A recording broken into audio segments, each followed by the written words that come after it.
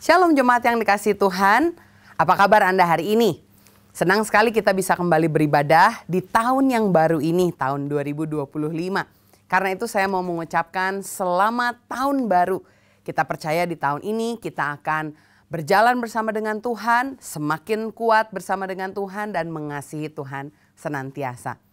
Tahun ini GBI Bethel akan fokus membahas bagaimana kita bisa memiliki hidup yang berdampak dengan cara atau lewat kebiasaan baik. Karena itu hari ini kita akan sama-sama merenungkan firman Tuhan yang saya beri judul Memulai Tahun dengan Kebiasaan yang Baik. Saya pernah membaca sebuah quotes yang berkata, "The chains of habit are mostly too weak to be felt until they are too strong to be broken."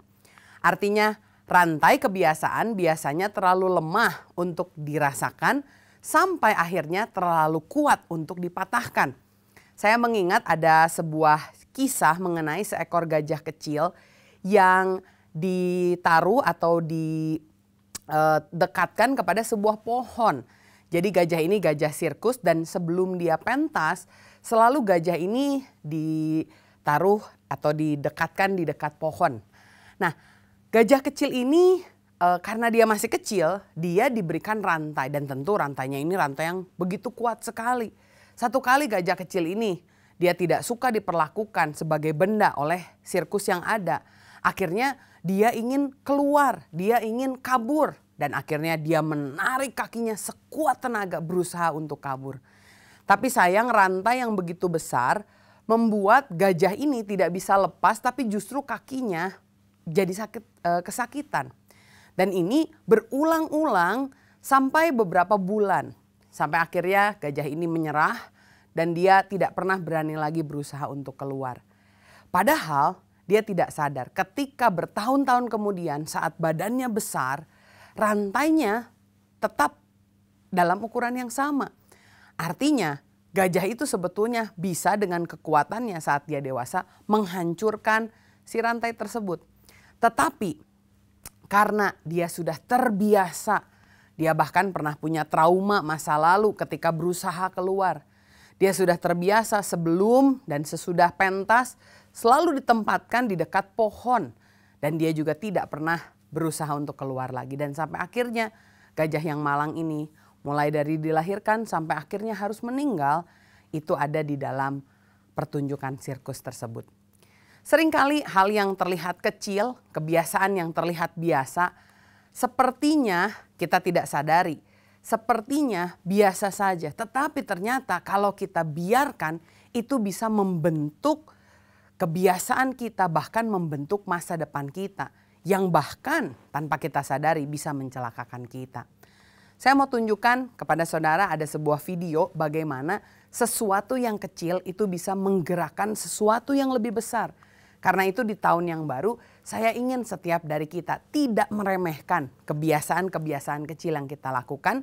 Tetapi justru memikirkan kebiasaan-kebiasaan yang kecil ini untuk kita bentuk sedemikian rupa sesuai dengan firman. Dan menjadi satu gerakan yang luar biasa dalam hidup kita. Mari kita lihat videonya.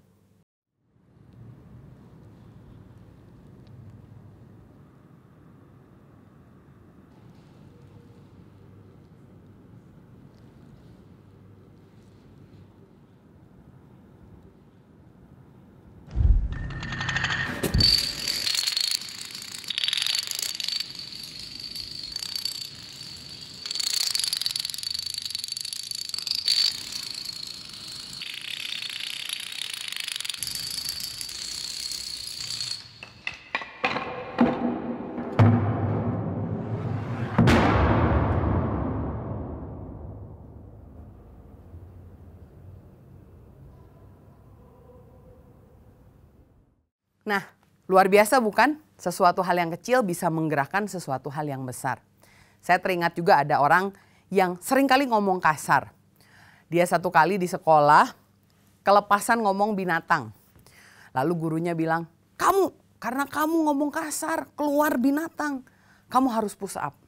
Orang ini atau anak ini karena masih remaja, dia push up 10 kali, dihukumnya sampai 50 kali, 20 kali, 30 kali. Ini anak jarang olahraga ya. Dan ketika menyentuh 40 kali, 45 kali, 49 kali. Dan dihentakkan yang ke-50. Dia menghela nafas dan dia bilang, dan keluar lagi kata binatang yang sama. Waduh, dia tidak bisa lagi mengendalikan perkataannya. Karena dia sangat terbiasa untuk mengatakan sesuatu yang kasar. Sekali lagi, pertama-tama kita membentuk kebiasaan kita. Tapi lama-lama kebiasaan kitalah yang membentuk kita. Tuhan sangat tahu bahwa kebiasaan yang tidak baik itu sangat berbahaya dan bahkan bisa mengubah seseorang menjadi pribadi yang tidak baik juga. Buktinya di dalam kitab Imamat pasalnya yang ke-18 ayat 3-5 dikatakan demikian. Janganlah kamu berbuat seperti yang diperbuat orang di tanah Mesir di mana kamu diam dahulu. Juga janganlah kamu berbuat seperti yang diperbuat orang di tanah Kanaan kemana aku membawa kamu. Janganlah kamu hidup menurut kebiasaan mereka. Kamu harus lakukan peraturanku dan harus berpegang pada ketetapanku dengan hidup menurut semuanya itu. Akulah Tuhan Allahmu. Sesungguhnya kamu harus berpegang pada ketetapanku dan peraturanku. Orang yang melakukannya akan hidup karenanya. Akulah Tuhan. Dalam ayat itu Tuhan sampai melarang 2 kali. Dia mengatakan bahwa bangsa Israel tidak boleh mengikuti kebiasaan bangsa-bangsa yang tidak mengenal Tuhan. Dan 2 kali juga Tuhan menyuruh bangsa Israel untuk memiliki hidup yang berbeda. Berpegang pada ketetapan-ketetapan Tuhan. Kenapa? Karena Tuhan tahu bahwa tanpa kita sadari kebiasaan-kebiasaan ini bisa menentukan masa depan kita. Siapa di sini, saudara, yang punya cita-cita di tahun 2025 saya ingin tidak sehat? Tentu tidak ada. Tapi toh berapa banyak yang mengalami penyakit seperti darah tinggi. Kenapa? Karena banyak makan garam. Atau ada yang diabetes. Kenapa? Karena banyak makan gula. Banyak makan gula bukan berarti kita hanya makan gulanya. 1 hari makan 1 atau 2 kilo gula. Enggak. Tapi sedikit demi sedikit. Di sarapan, bikin kopi pakai gula. Makannya pakai donat. Siang hari kita makan sesudah beres selesai. Makan karbohidrat mungkin, makan pasta. Itu pun ada gulanya. Ditutup dengan kue yang manis. Malam-malam sesudah makan dinner mau beli martabak manis ekstra tipis. Itu pun banyak gulanya. Kebiasaan kita membentuk pola hidup yang tidak baik. Siapa di sini yang mau saudara punya keluarga yang cuek, yang dingin, yang tidak saling peduli? Tentu tidak ada. Tapi kenapa sekarang begitu banyak ada keluarga yang dingin? Karena mereka punya kebiasaan main HP. Makan bersama-sama tapi semuanya sibuk dengan HP-nya masing-masing. Tidak bicara. Paling mentok pun bicara di grup WA keluarga. Walaupun di tempat yang sama tetap saja bicaranya via WhatsApp. Kebiasaan ini misalnya kalau lagi ulang tahun kita gengsi untuk mengucapkan selamat ulang tahun. Atau kita tidak biasa call, telepon setiap hari. Ini membuat sedikit demi sedikit keluarga kita menjadi dingin.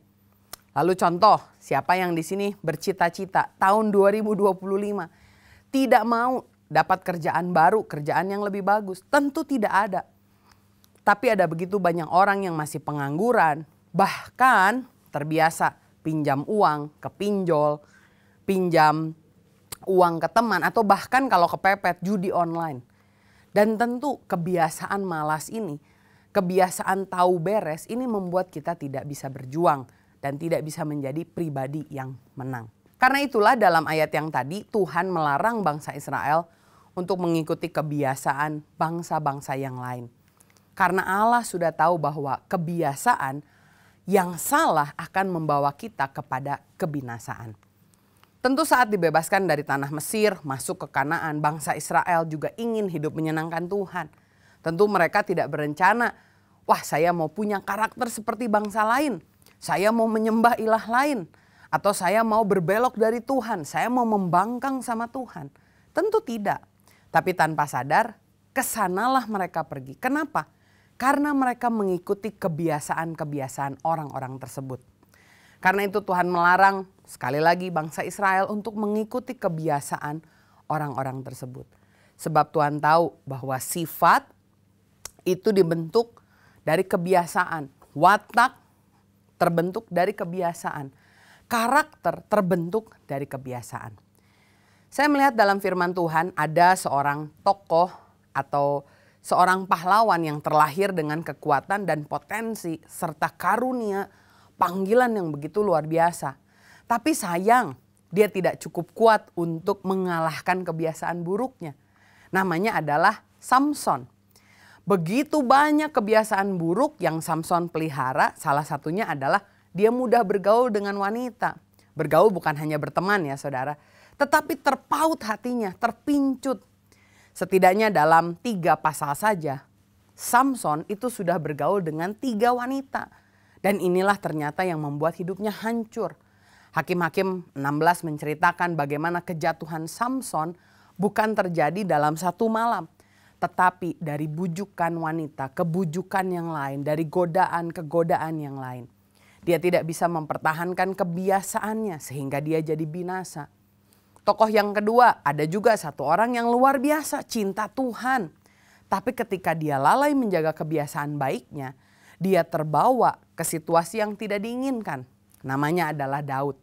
Kita tahu di 2 Samuel 11 ayat 1-2, waktu di mana biasanya raja-raja maju berperang, Daud menyuruh panglimanya yang maju beserta semua orang Israel.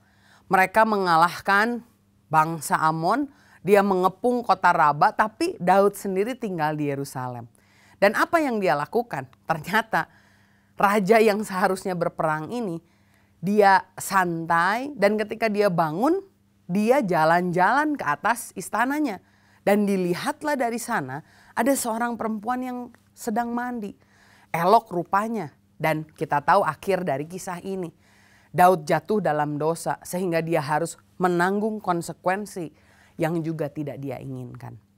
Dari sini kita sekali lagi melihat bagaimana kebiasaan yang kecil bukanlah sesuatu yang boleh diabaikan. Tetapi harus diarahkan agar kita tidak diubah menjadi pribadi yang buruk.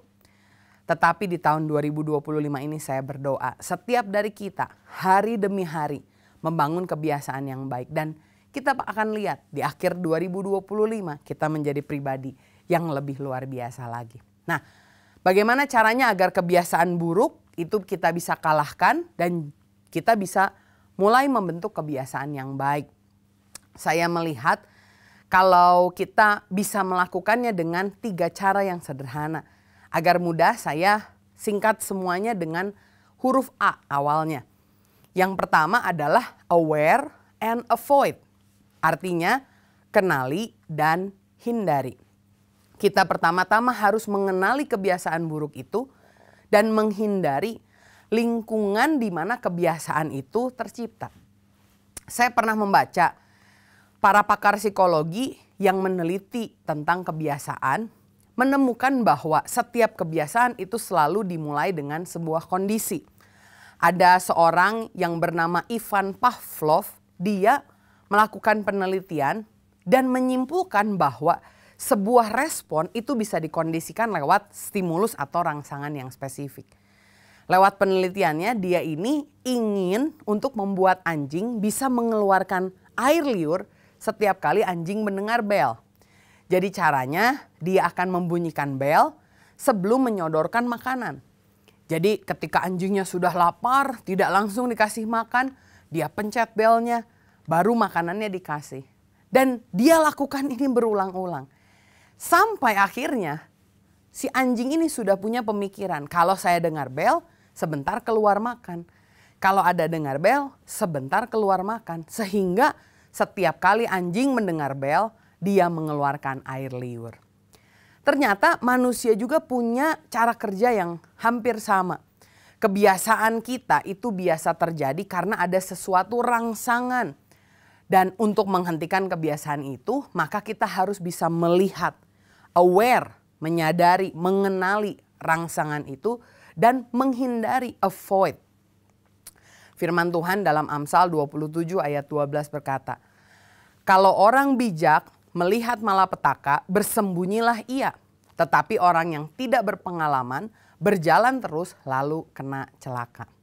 Dan saya melihat penelitian yang lain menyimpulkan setidaknya ada 4 stimulus atau rangsangan secara umum yang memicu munculnya kebiasaan. Yaitu adalah tempat dan waktu. Kemudian suasana. Kemudian orang di sekitar. Sekali lagi saya ulangi ya. Yang membuat kita jadi terangsang itu biasanya berhubungan dengan tempat dan waktu, suasana, dan juga orang di sekitar. Karena itu, untuk bisa menghentikan sebuah kebiasaan, maka kita harus mengenali dan menghindari rangsangan itu. Contoh, kalau kita bisa mengenali tempat dan waktu, maka kalau kita punya kebiasaan menonton pornografi di saat malam atau di saat siang, saat sendirian, berarti kita harus menghindari tempat di mana pada saat itu kita hanya ada sendirian dan ada waktu senggang. Kita harus hindari tempat itu. Misalnya tidak di kamar, kalau malam selalu bergabung dengan keluarga di ruang tengah. Atau kita tidak melakukan tindakan sendirian ketika ada di rumah siang hari, tapi mungkin kita keluar ke tempat belanja atau bahkan ke tempat kerja. Berarti kita harus menghindari tempat dan waktu agar kita tidak terjatuh kepada tontonan pornografi tersebut. Sebaliknya, kalau kita mau punya kebiasaan baca Alkitab, di tengah rumah misalnya kita biasakan saat ada orang, kemudian kita bisa jadi konsen, lakukanlah hal itu. Atau misalkan ada juga yang kalau membaca harus masuk di sebuah tempat, sebuah situasi mungkin di dekat teras sambil melihat pemandangan. Itu membuat kita bisa ketika menemukan tempat dan waktu tersebut ada rangsangan untuk membaca Alkitab. Atau yang kedua, suasana. Kalau kita punya kebiasaan punya perasaan sedih, punya perasaan depresi, atau bahkan saudara mau bunuh diri setelah nonton drama Korea. Berarti saudara harus berhenti nonton drama Korea. Kan kita tahu kadang-kadang suasana ini men-trigger kita melakukan sesuatu. Kalau misalkan paling enak, contoh makan mie instan. Enaknya kan suasana sedang sore-sore, mendung, agak hujan, lagi dingin. Wah kayaknya enak. Begitu kita tahu rangsangannya, kita harus menjaga. Kita harus mengenali dan kita harus menghindari. Kalau misalkan saudara tadi kalau sudah nonton drama Korea bawaannya sedih, saudara harus mengenali, saya harus hati-hati. Walaupun teman-teman sekitar ya, ini yang ketiga, nyuruh nonton drama, tapi kita bilang saya mau ambil keputusan untuk tidak melakukan. Karena saya tahu setelah nonton drama Korea, maka saya cenderung akan sedih, pesimis, negatif, overthinking, dan lain-lain. Berhubungan dengan orang, kita juga punya contoh misalkan ketika kita ingin berhenti ngomong kasar. Saya memperhatikan ada orang-orang yang ketika bergaul dengan kelompok tertentu, pembicaraannya jadi kasar. Kata-katanya jadi vulgar, pembicaraannya jadi negatif. Itu disebabkan karena orang di sekitarnya. Karena itu, pilihlah teman yang baik. Hindari teman yang suka ngomong kasar, bercanda vulgar. Jangan lakukan. Cari teman yang baru. Contoh, kalau misalkan ada di antara kita pengen punya hidup yang berprestasi, upgrade diri di sekolah, di kampus, punya prestasi yang baik, dekati teman-teman yang memang rajin, yang selalu berpikir ke depan. Ini sebetulnya prinsip yang sama yang ditulis oleh Rasul Paulus di dalam 1 Korintus 15 ayat 33. Janganlah kamu sesat, pergaulan yang buruk merusakkan kebiasaan yang baik. Kalau teman-teman kita, suasana, lingkungan, tempat yang kita biasa nongkrong, isinya orang yang suka ngomongin orang terus. Percayalah, saudara akan tumbuh dalam kebiasaan itu, ngomongin orang. Tapi kalau saudara bergaul dengan orang yang bijak, orang yang punya pemikiran ke depan, orang yang semangat melayani Tuhan, orang yang takut akan Tuhan, senang baca firman. Amsal 13 ayat 20 berkata, siapa bergaul dengan orang bijak menjadi bijak, Tetapi siapa berteman dengan orang bebal menjadi malang. Karena itu coba pikirkan, kenali kebiasaan buruk apa yang saudara masih lakukan. Dan avoid, hindari kebiasaan tersebut dengan menanggulangi 4 stimulus yang ada. Kemudian yang kedua, kita bisa alter atau ganti. Yakobus 1 ayat 21 berkata, sebab itu buanglah segala sesuatu yang kotor dan kejahatan yang begitu banyak, dan terimalah dengan lemah lembut firman yang tertanam di dalam hatimu yang berkuasa menyelamatkan jiwamu. Bagaimana sih kita bisa membuang air yang begitu kotor dalam gelas tanpa kita menyentuh gelasnya? Caranya adalah menuangkan air yang bersih terus-menerus ke dalamnya. Dengan cara yang sama, bagaimana kita bisa membuang kebiasaan buruk kita? Caranya adalah mengganti dengan kebiasaan yang baru. Saya suka pernah ada satu iklan di Australia yang berkata, don't stop it but swap it. Jangan hentikan tapi gantikan. Ini adalah iklan untuk menyuruh orang berhenti merokok. Jangan langsung berhenti merokok, gantikan dengan makan permen misalnya. Itu membuat perubahannya jadi lebih mudah. Atau jangan berhenti untuk kalau orang malas, jarang berolahraga, langsung inginnya ekstrim. Tapi iklan ini berkata jangan hentikan kebiasaan makan misalnya. Tapi gantikan dengan kebiasaan berolahraga. Nah, ketika kita sudah mengenali dan menghindari stimulus yang ada, tentu kita butuh action, kebiasaan untuk menggantikan kebiasaan yang lama, sesuatu yang bertolak belakang. Di dalam kitab Efesus pasal yang keempat, Rasul Paulus membahas ini. Dia berkata, karena kamu telah mendengar tentang Dia dan menerima pengajaran di dalam Dia menurut kebenaran yang nyata dalam Yesus, yaitu bahwa kamu berhubung dengan kehidupan kamu yang dulu harus menanggalkan manusia lama yang menemui kebinasaannya oleh nafsunya yang menyesatkan.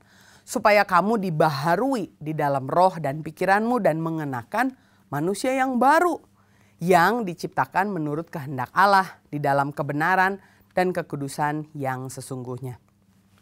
Dia mengatakan manusia lama harus ditanggalkan seperti baju kotor. Tetapi manusia yang baru harus dikenakan menggantikan manusia yang lama. Lalu dia melanjutkan, karena itu buanglah dusta. Dibuang dustanya, lalu Rasul Paulus bilang berkatalah benar. Menggantikan dusta dengan perkataan yang benar seorang kepada yang lain. Dikatakan juga kalau kamu marah jangan berbuat dosa. Jangan matahari terbenam sebelum padam amarahmu. Jangan beri kesempatan kepada iblis. Kemudian dia melanjutkan, ada orang saat itu yang mencuri. Dikatakan orang yang mencuri, jangan dia mencuri. Tapi apa yang dia lakukan? Dia harus menggantikan dengan bekerja keras. Melakukan pekerjaan baik dengan tangannya sendiri. Supaya Rasul Paulus bilang dia bisa membagikan sesuatu kepada orang yang berkekurangan. Jangan ada perkataan kotor keluar dari mulutmu. Tetapi gantikan dengan apa? Perkataan yang baik untuk membangun. Di mana ketika ada orang yang mendengar, dia bisa memperoleh kasih karunia. Jangan kamu mendukakan Roh Kudus yang telah memateraikan kamu menjelang hari penyelamatan. Segala kepahitan, Rasul Paulus bilang, kegeraman, amarah, pertikaian, fitnah, hendaknya dibuang. Begitu pula kejahatan. Hendaknya digantikan dengan apa? Kita harus ramah seorang terhadap yang lain. Kita harus penuh kasih mesra. Harus mengampuni, membuang segala yang buruk dan menggantikannya dengan sesuatu yang baik. Ini adalah langkah kedua, yaitu alter. Sesudah saudara mengenali, menghindari stimulus, saudara coba gantikan dengan sesuatu yang baru.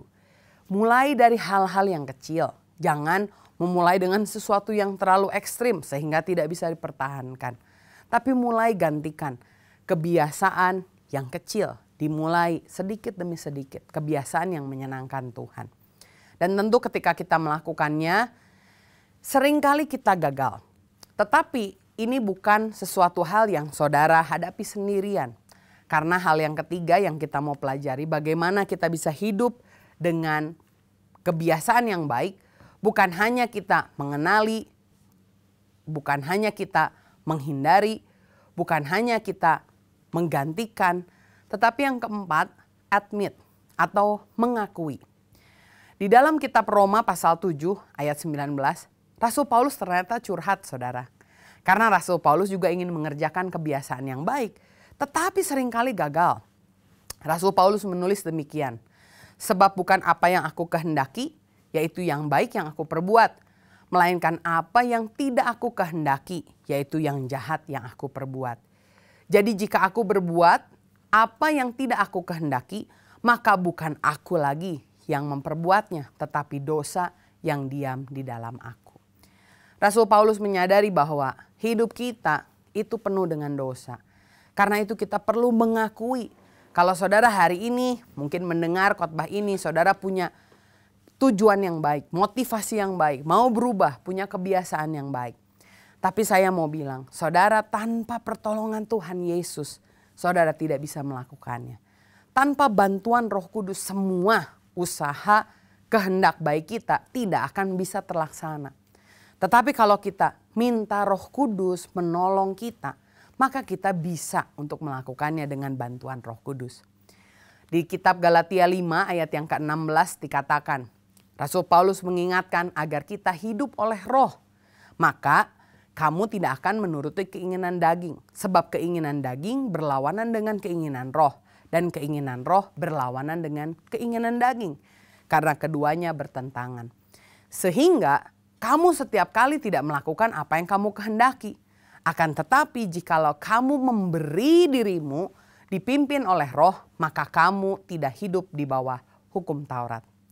Mari saudara, mari kita tidak hanya sekedar mengandalkan kekuatan kita, tapi kita mau mulai dari hari ini hidup dipimpin oleh Roh Kudus.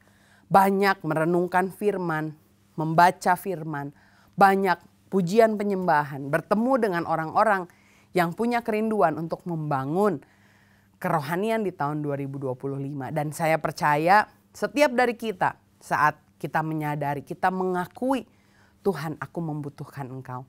Lalu kita menyadari kebiasaan buruk kita, berusaha sebaik mungkin seperti Yusuf menghindari dosa yang ada. Dan kita juga mau belajar menggantikan dengan kebiasaan baru. Maka saya percaya di tahun ini kita bisa membangun kebiasaan baik. Dan kebiasaan-kebiasaan baik ini akan berdampak bukan hanya kepada hidup kita, tetapi kepada orang-orang di sekeliling kita. Amin. Tetap semangat untuk setiap dari kita, terutama di tahun yang baru, ada semangat yang baru, berkat yang baru, tuntunan Tuhan yang baru. Dan tentu kita punya kasih yang baru, yang grace, semangat, fresh untuk Tuhan. Mari saya berdoa untuk saudara, mari tundukkan kepala, kita sama-sama berdoa. Bapa, kami mengucap syukur untuk hari ini, kalau kami telah memasuki tahun yang baru, kami mau lebih baik lagi di tahun ini Tuhan. Bukan hanya sekedar berkat Tuhan, tetapi kami mau memiliki kehidupan yang lebih berdampak. Kehidupan yang berdampak untuk sekeliling kami lewat kebiasaan baik yang kami lakukan. Kami tahu Tuhan, seringkali kami gagal, kami tidak mampu, tetapi biarlah Tuhan dengan bantuan Roh Kudus-Mu, Engkau yang menolong setiap dari kami. Sehingga kami benar bisa mengenali kebiasaan buruk kami. Roh Kudus tegur kami untuk mungkin ada hal-hal yang masih kami lakukan yang Engkau tidak suka. Roh Kudus, Engkau bantu untuk kami bisa menghindari Tuhan tempat, suasana atau keadaan atau bahkan orang-orang yang membuat kami jatuh lagi. Dan mampukan kami Tuhan untuk menggantikan itu dengan kebiasaan yang baru. Kami percaya Tuhan, Roh Kudus akan memimpin dan kami akan bisa bersama Roh Kudus. Terima kasih ya Bapa, kami mau terima berkat-Mu Tuhan untuk tahun ini. Biarkan 2025 kami dedikasikan hanya untuk Tuhan. Terima kasih Bapa, kami mengucap syukur hanya di dalam nama Tuhan Yesus Kristus. Haleluya, amin. Tuhan berkati, tetap semangat, sampai bertemu minggu depan.